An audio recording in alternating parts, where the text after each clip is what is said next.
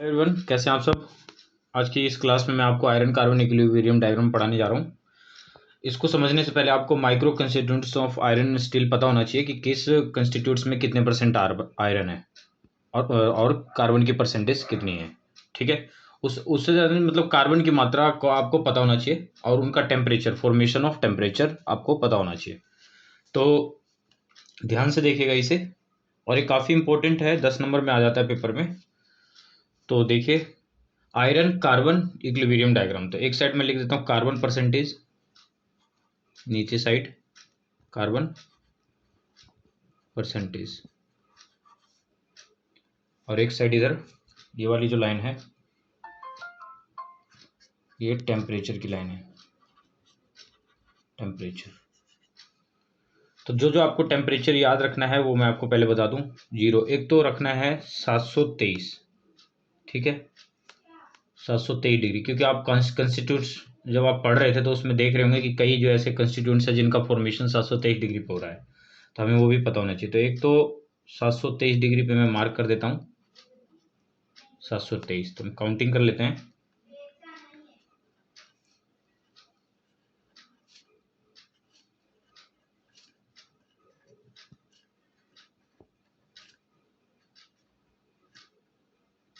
यहाँ पे 723, एक तो ये होना याद होना चाहिए आपको, और एक है कि 910 डिग्री पता होना चाहिए आपको। तो 723 के यहाँ पे मैं कर देता हूँ 800,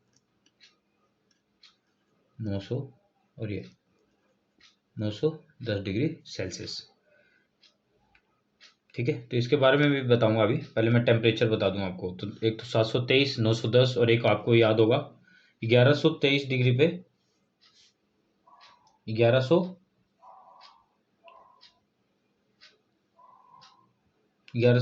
डिग्री सेल्सियस पे आपका ऑस्टेनाइट फॉर्म हो रहा था। तो 910, 1000, और मैं साफ साफ यहीं पे लिख देता हूँ 1130 डिग्री सेल्सियस। इतना हो गया। तो मैं स्टार्ट करता हूँ। देखिए स्टार्टिंग में क्या है, फेराइट। फेराइट जो है 723 डिग्री पे फॉर्म हो रहा है, और उसमें जो कार्बन की जो मात्रा है 0.0025, और नॉर्मल रूम टेम्परेचर पे कितना होता है 0.008%, और 723 डिग्री पे फॉर्म हो रहा है। तो पहला डायग्राम आपका कौन सा बनेगा, फेराइट का 723। तो ये देखिए, ये इधर अब इधर की ओर एरो कर देता हूँ तो इधर कार्बन की मात्रा बढ़ेगी। तो 0.008, तो मतलब इट मीन्स ये इसी लाइन पे रहेगा। ठीक है, हल्का सा शो करने के लिए ये देखिए मैं ये शो कर रहा हूँ आपको हल्का सा। तो ये आपका ये फॉर्मेशन हो गया 723 डिग्री पे। इतना हो गया। उसके बाद आप देखिए, उसके बाद आगे क्या हो रहा है, 0.8 डिग्री, सॉरी 0.8% कार्बन कंटेंट होता है पेरलाइट में। अगला है पेरलाइट, और वो भी 723 डिग्री पे बन रहा है। तो मैं आगे कार्बन की मात्रा बढ़ाता हूँ। तो जीरो से ये हो गया 1, तो 0.8 यहीं कहीं होगा। तो 0.8% कार्बन यहाँ पे है, और 723 डिग्री सेल्सियस पे फॉर्म्ड हो रहा है। तो मैं एक ये लाइन खींच दूँ, ये लाइन बन गई आपकी 723 डिग्री सेल्सियस। तो इतना समझ में आ गया आपको। और ये वाली जो लाइन है ये कौन सी है, ऑस्टेनाइट की है, सॉरी ऑस्टेनाइट नहीं, पेरलाइट है ये। इतना हो गया। उसके बाद देखिए, जैसे जैसे हम कार्बन बढ़ा रहे हैं, अब देखिए 2% कार्बन, ऑस्टेनाइट में 2% कार्बन होता है, और वो फॉर्म कितने पे हो रहा है 1130 डिग्री सेल्सियस पे। ठीक है, और इसको ये ग्राफ जब भी क्लियर होगा जब आपको माइक्रो कंस्टिट्यूएंट्स आपको आसानी से समझ में आ गया हो। तो 1130, तो मैं ये लाइन खींच देता हूँ, ये देखिए ये लाइन बन गई आपकी 1130 की। तो मैं और इसको मिला देता हूँ, इतना हो गया। और 723 डिग्री सेल्सियस वाला ये पूरा एक लाइन खींच दीजिए आप, ताकि यहाँ भी आ जाए 723 डिग्री सेल्सियस।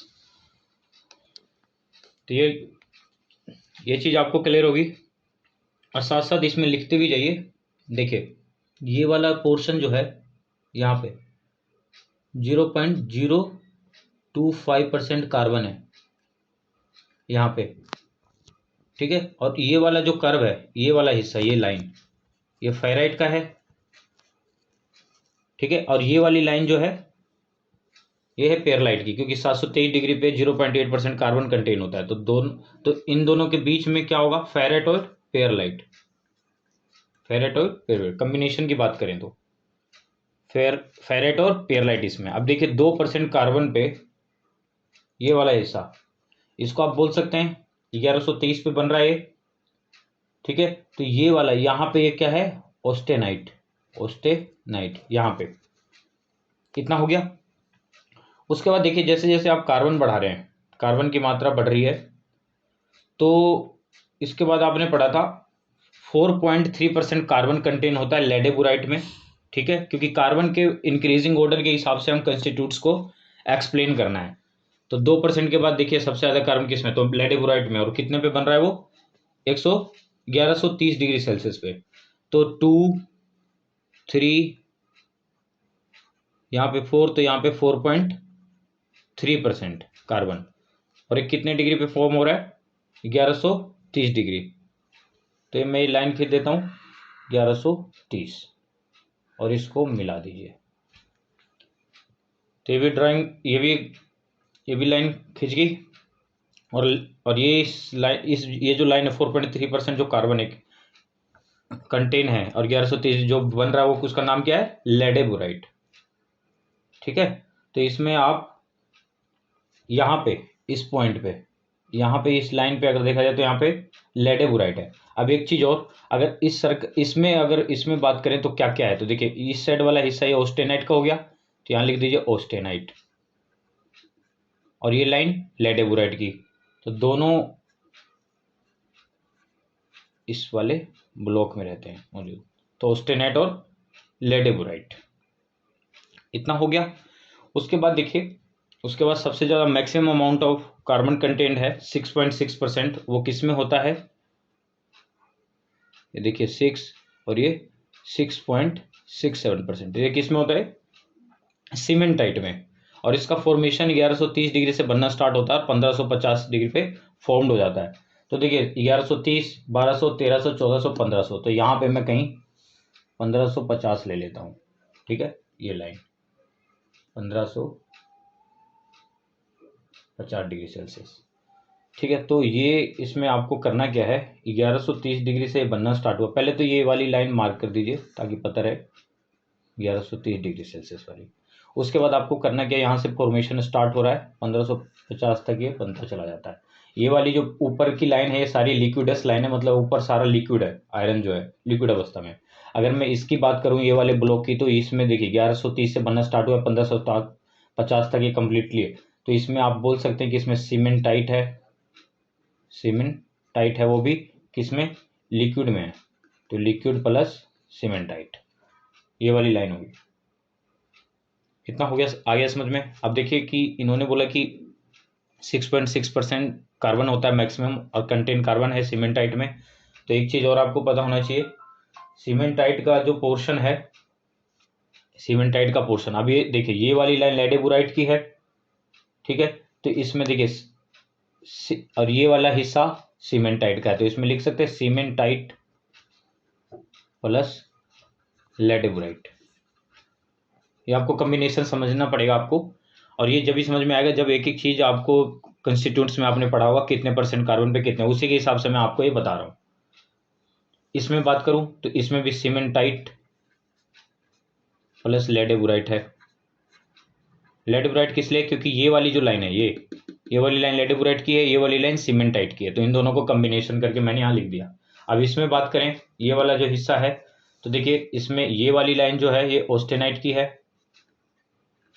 तो ये ऑस्टेनाइट हो गया। प्लस में सीमेंटाइट आएगा, क्योंकि कार्बन की मात्रा बहुत ज़्यादा है सीमेंटाइट में होता है, तो कुछ पोर्शन इसमें भी रहता है, सीमेंटाइट हो गया। उसके बाद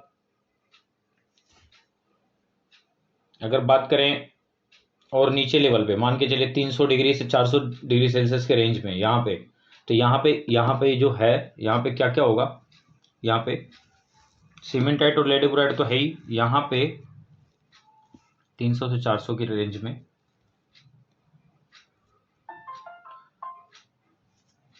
एक चीज और इसमें समझना है आपको कि ये वाला जो हिस्सा है ये, इसमें ऑस्टेनाइट भी है, ठीक है, और प्लस में 1130 डिग्री सेल्सियस पे फॉर्मेशन हो रहा है सीमेंटाइट का भी, और कार्बन की मात्रा ज़्यादा होने की वजह से कुछ पोर्शन सीमेंटाइट का भी होता है। तो ये जो ऑस्टेनाइट और सीमेंटाइट है इसका है। तो इसके अंदर क्या क्या है, इसके अंदर देखिए सीमेंटाइट है, ये वाली जो लाइन, प्लस में इस साइड वाला हिस्सा पेरलाइट का भी आ जाता है कुछ, पेरलाइट, और प्लस में ये वाली लाइन लेडेबुराइट की लाइन होगी, लेडेबुराइट। ठीक है, अब इसमें बात करें तो ये वाली लाइन है पेरलाइट की, ये वाली, ये पेरलाइट। ठीक है, और सीमेंटाइट जो है ऑलमोस्टली सब में रह गए available, cementite lower temperature range पे। ठीक है, और ये चीज को समझने के लिए आपको ये लाइन समझना पड़ेगा। देखिए ये वाली लाइन जो है पेरलाइट की है, ऑस्टेनाइट, लेडेबुराइट, सीमेंटाइट। तो इन दोनों के बीच में ये दोनों कंस्टिट्यूंट्स तो रहेंगे ही रहेंगे। अब देखिए ये लाइन पेरलाइट की है और ये वाली लाइन, इसमें जो है लेडेबुराइट भी है, सीमेंटाइट की भी मात्रा है, तो वो आपने यहाँ पे लिख दिया। ठीक है, अब इसमें देखिए ये वाली लाइन फेराइट की और ये लाइन पेरलाइट की, तो फेराइट पहले पेरलाइट ये हो चुका है, इतना हो गया। उसके बाद आपको करना क्या है, इस वाले 910 डिग्री तक फॉर्मेशन होता है किस किस का, इस वाले कर्व में, इसमें अगर देखा जाए तो यहाँ पे मैं ये भी बना देता हूं, इसके अंदर फेराइट प्लस, फेराइट भी रहता है इसमें अवेलेबल और ऑस्टेनाइट, दोनों रहते हैं इसमें, फेराइट प्लस ऑस्टेनाइट। उसके बाद आपको करना क्या है, उसके बाद हमें ये याद रखना है, यहीं पे बता देता हूँ क्योंकि ये डायग्राम क्या है 2-3 बार इस वीडियो को देखे हुए तो जल्दी समझ में आएगा, और इम्पोर्टेंट है, बार बार एग्जाम में आ रहा है, तो आप इस वीडियो को 2-3 बार देखिए। और इससे पहले कंस्टिट्यूएंट्स ऑफ आयरन जो मैंने पढ़ाया था उसको याद रखिए कि किस में कितना % कार्बन है और कहाँ पे वो बन रहा है, जब ये डायग्राम इजीली हो जाएगा आपसे। तो देखिए यहाँ पे जो जो टेम्परेचर आपको याद रखना है, एक तो यहाँ पे 1400 डिग्री सेल्सियस, एक तो ये याद रखना है, एक 1493, दो, और एक मैं ये इसी को बना देता हूँ 1539 और 1550 यहाँ लिख देता हूँ। ठीक है, 1539, एक ये याद रखना है आपको। अब आपको करना क्या है, 539, 1493 को सेंटर रख के एक ट्रायंगल बना देना आप यहाँ पे इस तरह का। ठीक है, और इसका नाम दे दिया H, इसको आप ले जाइए, इसको ले जाना है 0.8% तक। ठीक है, इतना 0.8% कार्बन तक, और इसको 1539 जो है इसको इससे मिलाना है, और ये वाला हिस्सा जाएगा मिलता हुआ इस लाइन के साथ। ठीक है, उसके बाद आपको करना क्या है, 1400 डिग्री सेल्सियस से एक पॉइंट आपको 0.8% से कम मात्रा पे, यहां से इस लाइन को आपको इससे मिलाना है। तो इतना आपको ध्यान देना है। इससे ऊपर वाली लाइन हो गई है लिक्विडस की, क्योंकि सारी लिक्विडस अवस्था में है, लिक्विड में है, लिक्विडस लाइन हो गई है, इधर भी है लिक्विडस। ठीक है, इसमें ऑस्टेनाइट है, ऑस्टेनाइट। ठीक है, ऑस्टेनाइट की बात करें तो बताया ही था उसको, ऑस्टेनाइट के बारे में आपको बताया भी था। तो ये आपका आयरन कार्बन डायग्राम है, और इसमें समझने का कि कुछ इसमें जैसे नंबरिंग कर दीजिए, A B C D, ठीक है, E F G H I। ठीक है, उसके बाद एक चीज और आपको समझना है, बात करते हैं, यहां मैं पहले लिख देता हूं, ये देखिए ये है S1। ठीक है, 0.8% तक। S1 का मतलब है हाइपोयूटेक्टाइड स्टील, ये हो गया है S1। मैं यहाँ पे लिख दूंगा आपको कि किसका मतलब क्या है। S1 मतलब जिसमें कार्बन की मात्रा 0.8% से कम हो उसको हम हाइपोयूटेक्टाइड स्टील बोलते हैं। दूसरा है S2, जिसमें कार्बन की मात्रा 0.8 से ज़्यादा हो उसे S2 बोलेंगे, और क्योंकि मैक्सिमम जो है 2% तक 2% तक ये जो भी फॉर्मेशन हो रही है स्टील की हो रही है, और 2% के बाद से जो भी बन रहे हैं वो फॉर्मेशन वो कास्ट आयरन को शो कर रहे हैं। ठीक है, नीचे लेवल पे। तो S1 S2, उसके बाद दूसरा है S2, मैंने यहाँ पे लिख दिया S2 का मतलब कि जिसमें कार्बन की मात्रा मोर देन 0.8% उसे हम बोलते हैं हाइपर यूटेक्टोइड स्टील, S2 का मतलब। उसके बाद बात करता हूँ कास्ट आयरन रेंज, तो 2 से 4.3% तक जो रेंज है वो कास्ट आयरन 1 कर दिया, इसकी रेंज है, इसको बोलते हैं हाइपो। ठीक है, इसमें भी हाइपो और हाइपर है, और नाम क्या है, यूटेक्टोइड स्टील। उसके बाद है CI2। उसके बाद मैं इसके बारे में मैं आपको बता देता हूँ। S1 का मतलब है, इसके नीचे इस आयरन कार्बन इक्विलिब्रियंट आयरन के नीचे आपको लिखना है, S1 का मतलब है हाइपो यूटेक्टोइड स्टील। ठीक है, और S2 का मतलब है हाइपर यूटेक्टोइड स्टील। हाइपो का मतलब है यहाँ पे कम मात्रा, हाइपर में ज़्यादा मात्रा, मोर अमाउंट। ठीक है, ऐसे ही। और इन दोनों की डेफिनेशन की बात करें तो इसमें आपको लिखना है less than 0.8% carbon, less than 0.8% carbon होता है इसमें। और S2 की बात करें तो इसमें मोर देन 0.8% कार्बन, ये हो गया। उसके बाद है CI1 का मतलब, इसका मतलब है हाइपो यूटेक्टोइड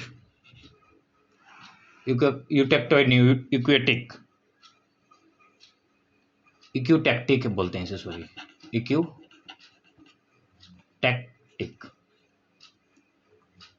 कास्ट आयरन। ठीक है, और इसमें जो पहले मैं लिख दूं पहले, और इसका मतलब है हाइपर यूटेक्टिक कास्ट आयरन। और दूसरी बात है कि अगर इनके बारे में अगर पता होना चाहिए कि इनका मतलब क्या होता है। ठीक है, अब जैसे इसी की मैं बात करूं Cl1 का, तो इसमें आप यही बोलेंगे कि जो लेस देन 4.3% कार्बन इसमें होता है, तो इसको हम क्या बोलते हैं, हाइपोयूटेक्टिक कास्ट आयरन। ठीक है, और इसमें बोलेंगे मोर देन 4.3% कार्बन, तो इसको हम क्या बोलेंगे, हाइपरयूटेक्टिक कास्ट आयरन। ठीक है, अगर एग्जैक्टली 4.3% कार्बन हो किसी में, 4.3% कार्बन कंटेंट एग्जैक्टली, तो उसको हम क्या कहेंगे, यूटेक्टिक कास्ट आयरन। इतना हो गया। और उसमें भी अगर एग्जैक्टली 0.8% कार्बन, तो उसको हम क्या बोलेंगे, यूटेक्टोइड स्टील। इतना हो गया। उसके बाद आपको लिखने में क्या लिखना है, इतना इसको आप ये जो डायग्राम जब आपका हो गया है, तो इसमें माइक्रो कंस्टिट्यूट्स जो स्टील आपको मैंने पढ़ाया, तो उसको आप मिक्सअप करके लिख सकते हैं।